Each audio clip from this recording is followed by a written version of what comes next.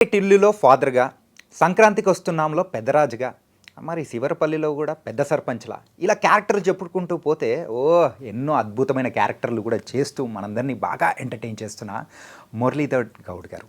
మరి మురళీధర్ గౌడ్ గారు మరైతే ఇది విద్యుత్ శాఖలో మరి ఉద్యోగం తర్వాతే ఆయన మరి ఇండస్ట్రీలోకి వచ్చారని చెప్పేసి కొన్ని ఇంటర్వ్యూస్‌లో చూసాం. కాకపోతే దానికంటే ముందు చాలా సినిమాలు చేశారు, సీరియల్స్ చేశారు. ఇలా బోల్డ్ అన్ని ఆసక్తికరమైన సంఘటనలు అనేది కూడా మరి తెలుసుకోవాలని ఉందా? మరైతే లేట్ ఎందుకు? ఇప్పుడు మనతో పాటు కూడా మరి సంక్రాంతికి వస్తున్నాంలో కూడా మరి పెద్దరాజు గారు, మరి పెద్దరాజు గారికి కూడా ఒక అసలు పేరు అనేది ఉంటుంది కదా! మరి అయితే ఇంకా బోల్డ్ అన్ని సంగతులు అనేది కూడా మరి మురళి గారితోనే అడిగి తెలుసుకుందాం. సార్ నమస్తే సార్. నమస్తే వంశీ గారు. సార్ అదేంటి సార్, నా పేరు చాణక్య సార్. వంశీ చాణక్య అని విన్నాను. వంశీ చాణక్య అని విన్నాను కాదా? చాణక్య ఓన్లీ జస్ట్ చాణక్యనే సార్. ఓకే. కొత్తగా నామకరణం చేస్తున్నట్టు అనిపిస్తుంది నాకైతే. ఎందుకో మరి అట్లా అనిపించింది నాకు. సింపుల్గా చాణక్య కూడా ఆంటోనీ కంటే దేంతోనికి అన్నట్టు నాకు కూడా ఏదైనా అంటారేమో అనుకున్నా. Chanakya very nice. సార్ మీరు కనిపించారంటే స్క్రీన్ మీద నవ్వులు పువ్వులు అవుతున్నాయి. అండ్ అరే మురళి గారు కనిపించారంటే ప్రేక్షకులు కూడా అరే ఏదో మనల్ని సర్ప్రైజ్ చేసే క్యారెక్టర్ అని చెప్పేసి అందరు కూడా సో అలా రిసీవ్ చేసుకుంటున్నారు. ఫస్ట్ అయితే రీసెంట్గా కంగ్రాచులేషన్స్ కూడా చెప్పుకోవాలి sir. Thank you very much. సంక్రాంతికి వస్తున్నాం అని వచ్చి అందులో పెద్దరాజు గారు వచ్చి అండ్ ఎంత బాగా నా నవ్విచ్చారు. పేరు త్రిబుల్ ఆర్ దాంట్లో. ట్రిపుల్ ఆర్ ఏంటి సార్? సంక్రాంతికి వస్తున్నాం సినిమాలో వెంకటేష్ గారి పేరేమో వైడి రాజు, వైడి రాజు, యాదగిరి దామోదర్ రాజు, సీతరాజు. ఆయన అబ్బాయి పేరు బుల్లిరాజు. బుల్లిరాజు. నా పేరు రొయ్యల రామరాజు. ఎక్కడ రాదు ప్రస్తావన, ఓకే ప్రస్తావన ఎక్కడ రాదు, కానీ నా పేరు యాక్చువల్గా ఆ క్యారెక్టర్ పేరు రొయ్యల రామరాజు, త్రిబుల్ ఆర్. ఓకే. కానీ ఇప్పటి వరకు మీరు చేసిన అన్ని మూవీస్లలో కూడా ఒక తెలంగాణ యాసతో తెలంగాణ బ్యాక్డ్రాప్లో ఉన్న మూవీస్ కానీ నార్మల్ మూవీస్లో కానీ భగవంత్ కేసరి ఇట్లా అన్నీ చేశారు. కాకపోతే సంక్రాంతికి వస్తున్నాంలో ఒక ప్రాపర్ గోదావరి యాసతో మీరు మమ్మల్ని అందరినీ కూడా మెస్మరైజ్ చేశారు sir. Thank you. So proper Telugu అంటే ఆ తెలుగు మాట్లాడడానికి కొంచెం ఏమైనా కష్టపడ్డారా? డెఫినెట్గా సార్, ఎందుకంటే తెలంగాణలో పుట్టి పెరిగిన నేను తెలంగాణ యాస అంటే నాకు కరతరామలకం అంటారు కదా, అలవకగా మాట్లాడగలను, చెప్పేయగలను. నాకు డైలాగులు కూడా పెద్దగా నోట్ చేసుకోవాల్సినంత అవసరం ఉండదు. తెలంగాణ స్లాంగ్లో చెప్పాల్సిన డైలాగులు సీన్ పేపర్ ఒకసారి చూసుకుంటే కంటెంట్ తెలుసుకుంటే చాలు అని ఎప్పుడైతే అంటారో డైరెక్టర్ గారికి మీరు ఏవైనా చెప్పండి సార్, కంటెంట్ మాత్రం ఇది అన్నప్పుడు నేను అలవకగా డైలాగులు చెప్పేస్తాను. ఓకే. పైగా నాకు కొంచెం గ్రహణ శక్తి ఎక్కువ కాబట్టి ఆ గ్రాహక శక్తి ఉన్నది నాకు. డైలాగులు బాగా గుర్తుపెట్టుకుంటాను. అంటే కంటెంట్ గుర్తుపెట్టుకుంటే ఆటోమేటిక్గా అవి సెంటెన్స్ ఫ్రేమ్ చేయగలను. నాకు భాష మీద కూడా కొంచెం పట్టున్నది బాగా. తెలుగు భాష చాలా బాగా చక్కగా మాట్లాడగలను. కాబట్టి ఆ విషయం ఏమిటో అర్థం చేసుకొని నేను మాట్లాడగలను. ఈ ఆంధ్ర మన భీమవరం స్లాంగ్ కాడి వచ్చి దాని దగ్గరికి వచ్చినప్పటికి ఏమైందంటే కొంచెం కష్టపడవలసి వచ్చింది. కష్టపడ్డాను. ఓకే. కష్టపడ్డాను అని అంటే మరీ కష్టమేం పడలేదు. భాష తెలుసు కాబట్టి కొంచెం యాస ఒక్కటే మారుతుంది తప్ప పదము అర్థం ఒకటే కదా.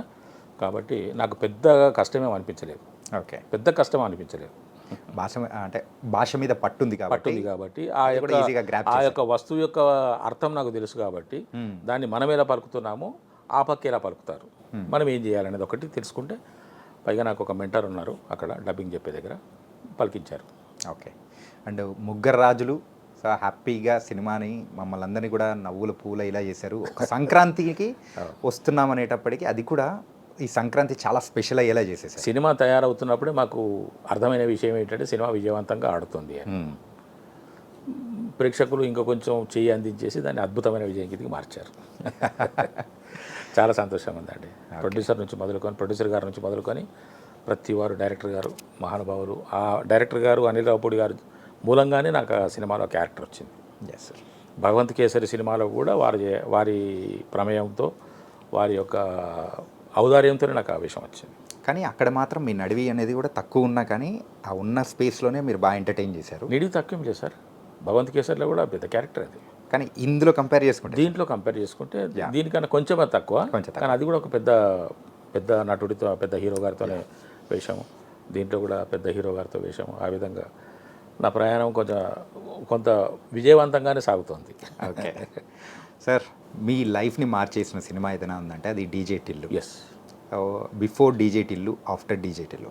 యూజువల్గా మీ గురించి వేరే సీనియర్ యాక్టర్స్ ఎవరినన్నా కానీ ఇంటర్వ్యూ చేసేటప్పుడు మేము అనుకుంటూ ఉంటాం అనమాట, మురళీధర్ గౌడ్ గారు సో ఆయన ఆ రిటైర్మెంట్ అయిన తర్వాత మూవీస్లోకి వచ్చారు.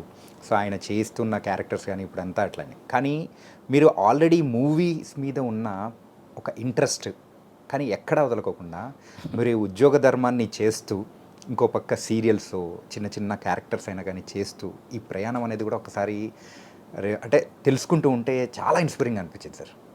అసలు ఎక్కడ మొదలైంది మూవీస్ మీద ఈ యొక్క ఇంట్రెస్ట్? నాకు ఇంతకుముందే చాలాసార్లు చెప్పినట్టుగా కొన్ని సందర్భాల్లో ప్రస్తావించినట్టుగా నాకు పుట్టుకతోనే ఈ ఆలోచన ఉందండి. నాకు ఊహ తెలుస్తున్న కొద్దీ, నేను పెరుగుతున్న కొద్దీ నేను ఒక సినిమా నటుడిని అవ్వాలని కాదు, నేను సినిమా నటుడిని అనే ఫీలింగ్ ఉన్నది నాకు. అది నా భావన. ఓకే, ఇది వేరే అర్థాలు కాదు దీంట్లో. నేను ఒక సినిమా నటుడిని, మరి ఏంటి సినిమాలు జరుగుతున్నాయి, మరి నేను ఇంకెప్పుడు సినిమాల్లోకి వెళ్తాను, నా కార్యక్రమాలు ఎప్పుడు జరుగుతాయి అనేటువంటి ఆలోచన ఉండేదండి. అది ఎలా వచ్చిందో నాకు తెలియదు. By the grace of God మా తల్లిదండ్రులకి, నా పూర్వీకులకు అందరికీ కూడా సదా స్మరామి. ఓకే. అయితే నాకు ఊహ తెలిసినప్పటి నుంచే నేను సినిమా నటుడిని అనేటువంటి భావన నాలో ఉన్నది. అది పెరుగుతూ వచ్చింది. కాకపోతే మా ప్రాంతంలో కానీ, మా యొక్క వంశంలో కానీ ఎవరు సినిమాలకు చెందిన వాళ్ళు లేరు కాబట్టి, సినిమాలకే కాకుండా కనీసం ఒక కళాకారుడిగా కూడా ఏ రంగంలో కూడా ఉన్నవాళ్ళు కారు కాబట్టి, అంతా మా కులవృత్తి, మేము గౌడ్స్. కళ్ళు కులవృత్తిని చేసుకొని జీవించిన వాళ్ళే తప్ప అసలు ఈ సాంస్కృతిక కార్యక్రమాల వైపు ఎవరు లేరు. ఓకే. కాబట్టి అది దైవదత్తమైనటువంటి ఒక వరం నాకు భగవంతుడు అనుగ్రహించారు, అమ్మవారు అనుగ్రహించారు. కళామ తల్లి నన్ను 60 సంవత్సరాల తర్వాత నన్ను పర్లేదు ఎత్తుకుంది. ఓకే. అంటే సీరియల్స్ చేస్తూ ఉన్నారు, చాలా సీరియల్స్ చేశారు. సీరియల్స్ చేయడానికి కారణం ఏంటంటే సార్, సినిమాల్లో నాకు అవకాశాలు రావు. సినిమాల్లో నాకు ఏ ఒక్క చిన్న వ్యక్తి తెలిసిన వాళ్ళు లేరు. నాకు చేయుతను అందించే వాళ్ళు ఎవరు లేరు. చేయుతను అందించకుంటే వెళ్ళకూడదు కదా అని అనుకుంటే అది వేరు సంగతి. ఆ ప్రయత్నాలు అనేటివి ఉంటాయి. కాకపోతే నేను ఎవరి అండదండనో ఉంటే వెళ్ళడం వేరు, ఏ అండదండ లేకుండా ఏకాగిగా వెళ్ళి దాన్ని పోరాటం చేయడం వేరు. మరి నేను పోరాటం చేయాలంటే నాకు కూడా బ్యాక్గ్రౌండ్ ఉండాలి, కొంత ఫైనాన్షియల్ సపోర్ట్ ఉండాలి. సరే బాబు నువ్వు వెళ్ళు చూసుకోపో, మేము ఇక్కడ సపోర్ట్ చేస్తామని చెప్పే వాళ్ళు ఉండాలి. నేను వెళ్తే అక్కడ లోటే తప్ప ఇంకా వేరే లేదు. మాది కొంచెం పేద కుటుంబమే, కొంచెం కాదు చాలా గట్టి పేద కుటుంబమే. 10 రూపాయలు కూడా మా ఇంట్లో లేని పరిస్థితి. నేను పుట్టినప్పుడైతే నేను పెరిగే దాదాపు నేను 4, 5, 6 తరగతులకు వచ్చేంత వరకు అసలు జీరోనే. ఏ పూట కాపుడే. మా నాన్నగారు కూడా చాలా కష్టపడ్డారు. ఓకే. సైకిల్ ట్యాక్సీ పెట్టుకొని కళ్ళు అమ్ముకుంటూ దూర ప్రాంతాలకు వెళ్ళి ఉద్యోగం అది ఉద్యోగం అంటే ఇదే జీతాలు చేసుకుంటూ మేము 5 సంతానం మా అమ్మ నాన్నలకి. ఓకే. 4 మగపిల్లలు, ఒక అమ్మాయి. నేను పెద్ద. నా తర్వాత మా ఇంకో తమ్ముడు, ఆ తర్వాత మా చెల్లెలు, ఆ తర్వాత ఇంకో 2 తమ్ముళ్ళు. ఓకే. దురదృష్టవశాత్తు సంక్రాంతికి వస్తున్నాం, సినిమా చేస్తున్నాం. అప్పుడే మేము పొల్లాచిలో ఉన్నాము. మా 3వ తమ్ముడు చనిపోయాడు. ఆయన హెడ్ మాస్టర్ ఉండే, గవర్నమెంట్ టీచర్గా చేసి హెడ్ మాస్టర్గా ఉండే. 23rd ఆగస్ట్ నాడు చనిపోయాడు ఆయన. మేము మొత్తం 5. కానీ సార్ ఇంట్లో అందరూ కూడా సో మంచి ఎడ్యుకేటెడ్గా అయినా సార్, అంటే ఆ కష్టాలని కూడా చూసి మా నాన్నగారు మాత్రం చదువు విషయంలో ఎక్కడ కాంప్రమైజ్ కాలేదు. ఆయన ఎంత కష్టపడ్డా, ఎంత ఇబ్బంది పడ్డా. ఎందుకు సార్, నేను డిగ్రీ చదువుతున్న రోజుల్లో మా నాన్నగారి కాళ్ళకి చెప్పులు లేవు. ఓకే. స్లిప్పర్స్ కూడా లేవు. 5 రూపాయల స్లిప్పర్స్ అప్పుడు 74లో. 1974లో నా గ్రాడ్యుయేషన్ అయిపోయింది. 72, 73, 74 సిద్దిపేటలో చదువుకున్నాను, గవర్నమెంట్ డిగ్రీ కాలేజ్ సిద్దిపేట. 1972, 73, 74లో నేను గ్రాడ్యుయేషన్ చేస్తున్నప్పుడు ఆయన కాళ్ళకి చెప్పులు లేవు. ఒకరోజు నేను ఆయన నాందేడ్లో పనిచేసేవారు. ఓకే. జీతం చేసేవారు. ఒకసారి నేను నాందేడ్ వెళ్తాను, బస్ టైం అయిపోతుంది అని అంటే సైకిల్ మీద నన్ను కూర్చోబెట్టుకొని డిగ్రీ చేస్తున్నప్పటికీ ఆయనే దొక్కాడు. సైకిల్ మీద నన్ను కూర్చోబెట్టుకుని ఆయనే దొక్కాడు. నేను దొక్కాలి. సైకిల్ మీద కూర్చోబెట్టుకుని నేను దొక్కాలి. కూర్చోముందర అని చెప్పి నన్ను కూర్చోబెట్టుకొని సైకిల్. మరి ఆయన నేను చూడాలనే, ఆయన అవస్థని గమనించి నేను మంచి దారిలో ఉండాలనే కారణం తెలియదు. కాకపోతే నేను ఆయన గమనించాను. ఓకే. అలాగా మాది కొంచెం పేద కుటుంబమే. కాకపోతే మా నాన్నగారు ఎక్కడ కాంప్రమైజ్ కాలేదు. అందరికీ మంచి చదువులు ఇప్పించాడు. మా చనిపోయిన తమ్ముడు గ్రాడ్యుయేటు, మా 4th వన్ పోస్ట్ గ్రాడ్యుయేటు, నేను గ్రాడ్యుయేట్ని. మా 2వ తమ్ముడు ఇంటర్మీడియట్ పాస్ అయ్యాడు. ఆయన బీఈడి కాలేజ్ ఒకటి పెట్టుకొని బాగానే రన్ చేశారు సంగారెడ్డిలో. మిలీనియం బీఈడి కాలేజ్ అని పెట్టారు, ఇప్పుడు లేదు. ఆయన మంచి వ్యాపారంలో ఉన్నారు. సార్ యూజువల్గా మీ లైఫ్లో సో ఎప్పుడైనా కానీ ఆ సినిమా మీద పిచ్ అనేది కూడా ఒకటి ఉన్నప్పుడు సో ఉద్యోగం అనేది కూడా ఒకటి వ్యామోహం ఉన్నది, నాకు పిచ్చి లేదు. వ్యామోహం ఓకే కరెక్షన్ కోరిక ఉంది, నటుడు అవ్వాలని కోరిక ఉంది. పిచ్చి ఉన్నటువంటి నేను వచ్చేవాడిని, అన్నీ దులిపేసుకొని నేను పిచ్చి అని చెప్పేసి అని వచ్చి ఉండేవాడిని. ఓకే నటుడిని కదా, నేను నటుడు అవుదామని చెప్పేసి అనుకోండి. నేను నటుడిని కాబట్టి ఇది ఒకటి ఉందండి, అండర్లైన్ చేసుకోవాల్సిన విషయం.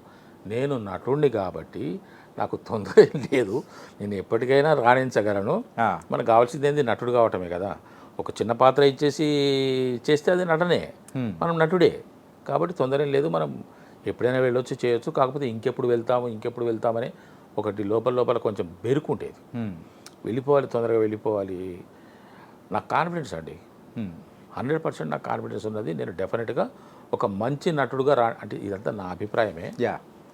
ఇది దాన్ని ఏమంటే ఓవర్ కాన్ఫిడెన్స్ కూడా కాదు, డెఫినెట్లీ కాన్ఫిడెన్స్.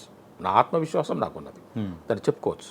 నేను ఒక నటుడిని, డెఫినెట్గా నేను ఒక నటుడిగా రాణిస్తాను అనేటువంటి నమ్మకము, ఆత్మవిశ్వాసం నా లోపల ఉన్నది. కాబట్టి ఎప్పటికైనా నేను వెళ్తాను, సాధిస్తాను, తెర మీద నేను కనపడతాను అనేటువంటి నమ్మకము, ఒక భరోసా నాకు నేనే కలిగించుకున్నాను.